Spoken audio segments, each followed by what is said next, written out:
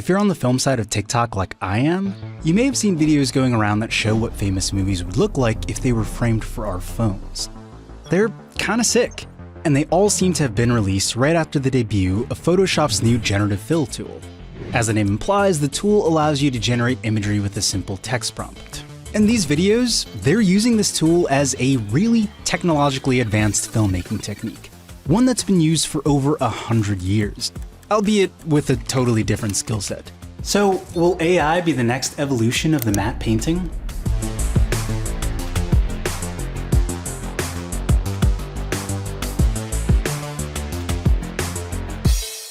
When it comes to traditional matte paintings, you might think of something like this from The Wizard of Oz. Dorothy and friends are real, but the Emerald City isn't really there, it's just an illustration. Using this technique, filmmakers were able to make an impossible world look real, at a much cheaper price tag than building a full set. This one was made with crayons, but usually matte paintings are painted on glass like in Mary Poppins. Or Star Wars, which is maybe the best example because, you know, everybody likes Star Wars. I was never a Star Wars fan, which is hard to admit. For me, it was Alien, Blade Runner. When The Matrix came out was the final, what is that? I want to do that for a living. I'm Max Berman. I spent over a decade working as a matte painter in film and games, and I'm the co-founder of Kitbash 3D. Max is here to help me explain how matte paintings went from oil paint on glass to this. In terms of the transition from traditional to digital, there's a couple chapters of this. The first one is Photoshop. We can paint in layers, and layers changes everything for us. We can go backwards and forwards, we can be working on the background and the foreground separately, and having every brush imaginable and every color imaginable. Now, this is the first digital matte painting, and it still feels like a painting because it kinda was. The tools were different, but we brought a painting technique to that digital. Then we kind of moved into what's called photo bashing. I did a film called Her. I was responsible for doing all the matte paintings of future LA. I had backpacked through Southeast Asia for about 6 weeks with the camera. So I would be pulling from all of those photographs from my travels to say, what if we used kind of Bangkok as a starting point and then we modified the architecture to look more like LA? So did traditional matte painters see photo bashing as a sort of cheat?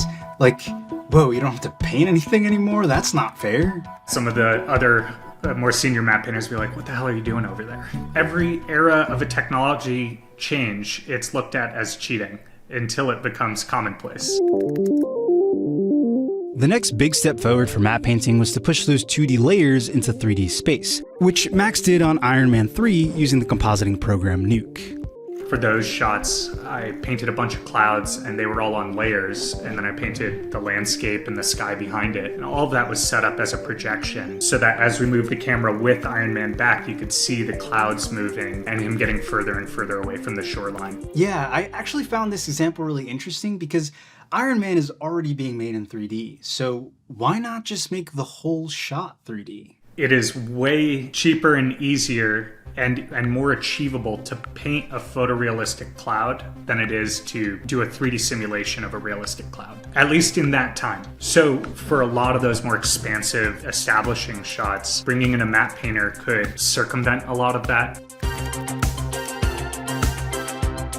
But 3D tools caught up. It is just as fast, if not faster today, to actually create that environment in 3D than it would be in 2D. Max's company actually helps speed the process up in some ways. Their pre-built assets are meant to be dragged and dropped, helping artists quickly build worlds like you can see in this teaser for their Manhattan kit. If you're using our Manhattan kit, you're using the same exact thing that Doctor Strange is using on their films. Technology is getting a lot better these days. Rendering and computing is cheaper than ever, and because of that, the need for a 2D artist is becoming less and less valuable. But what about a 2D artist that can make a matte in seconds? Now, I am not skilled enough to have ever pulled anything like this off on my own, but even artists who do have those skills might one day have to start adding AI to their toolbox. I think it's just early days in this tool, and we have some more work to do. As someone who's learned how to communicate via visuals, composition, lighting, color, all of these are my ways of expression, and these are not the things that today AI is picking up and working with. Tools like NVIDIA's AI Canvas could begin to bridge that gap, as it takes simple brushstrokes and transforms them into photorealistic images. But obviously, these tools aren't the same as a paintbrush, digital or physical, because with this, what you see is exactly what you get. With these tools, there's a gap between what you put in and what you get out of it. Getting exactly what you want ends up being an iterative process, often involving dozens of prompts, plus some paintbrush tinkering in Photoshop or another app.